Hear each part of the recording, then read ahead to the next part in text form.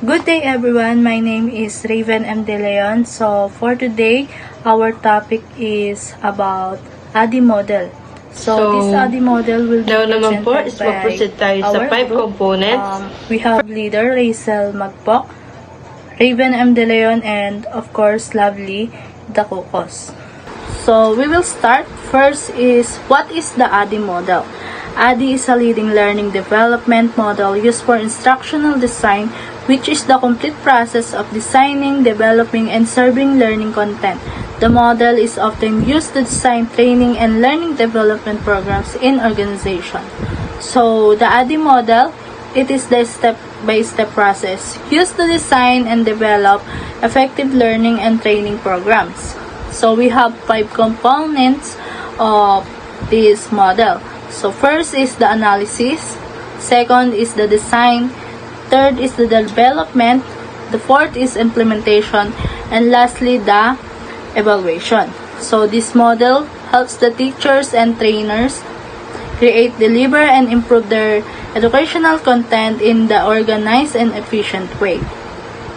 So, now naman po is mag-proceed tayo sa 5 components. First is yung analysis. What is analysis?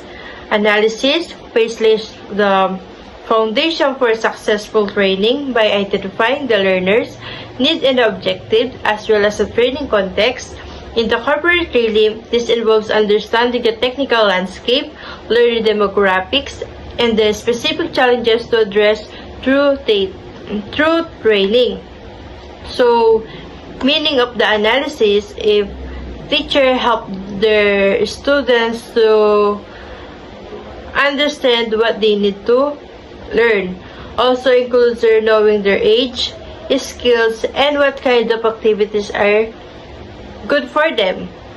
Also looks at the school settings and available equipment. For example, if teacher planning to lesson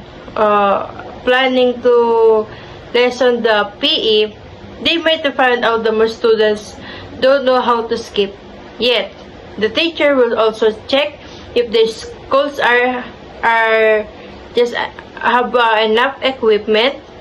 Based on this, the teacher decide to create activities to help students by learning, skipping, and find the safe way. Second component is design. What is design? In the design phase of the ADDIE model, you translate all information collected in the analyze phase into learning design. An outline is created that structures the learning intervention and specifies learning objectives for each workshop or lesson. This will include the strategy delivery method.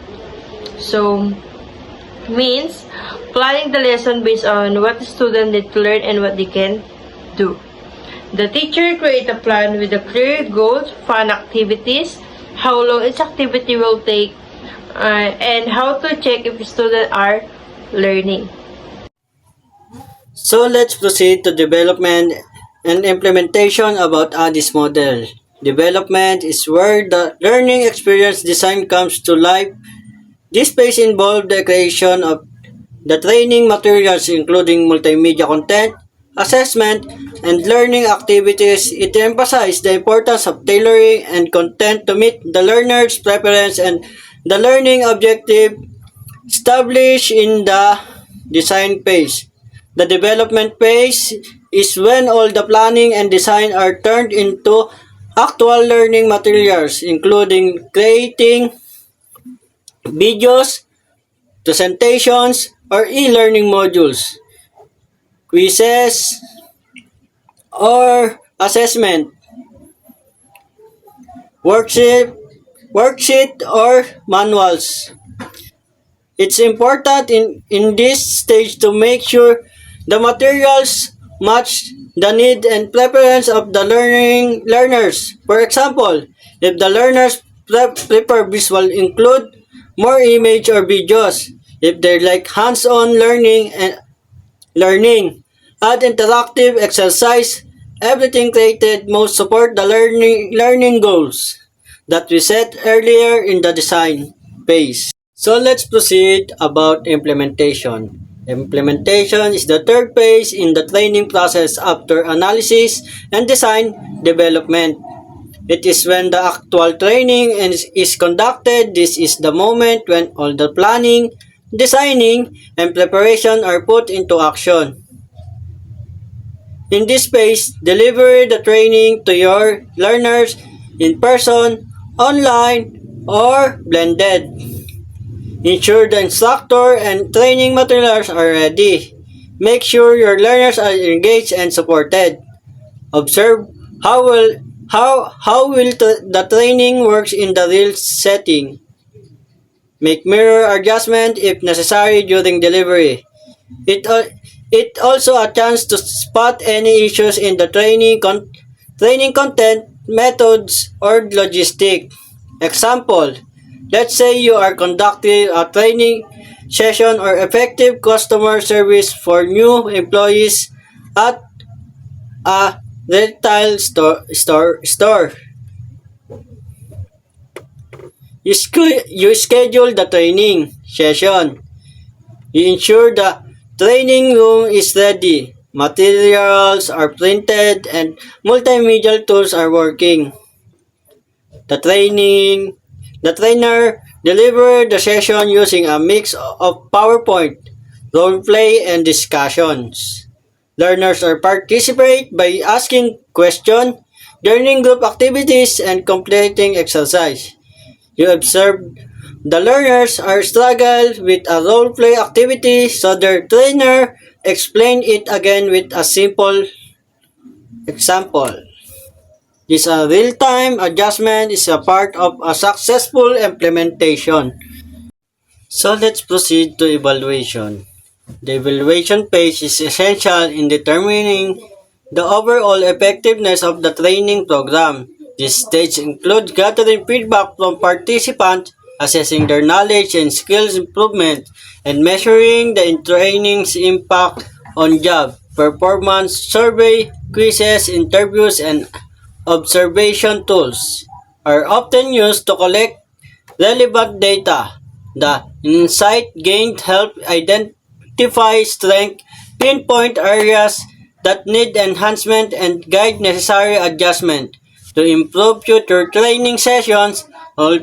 Ultimately, evaluation ensures that the training aligns with organizational goals and delivers tangible results. The last one is ADDIE relates in PE. The ADDIE model helps physical education teachers plan and deliver effective lesson. It is also involves analyzing student need, designing activities, developing materials, implementing the lesson, and also evaluating student progress. This structure process ensure that PE classes are purposeful, engaging, and aligned with the learning goals. So, by following the ADDIE model, physical education teachers can better understand their student abilities and their interests. So, create the targets and engaging activities, and also provide a meaningful instruction. So, each phases of this ADDIE model, from analysis to evaluation, ensure that students not only enjoy PE but also develop their skills like teamwork, their fitness, and their discipline. So, it is also allows the teachers to make improvements based on the student performance and the feedback of their students.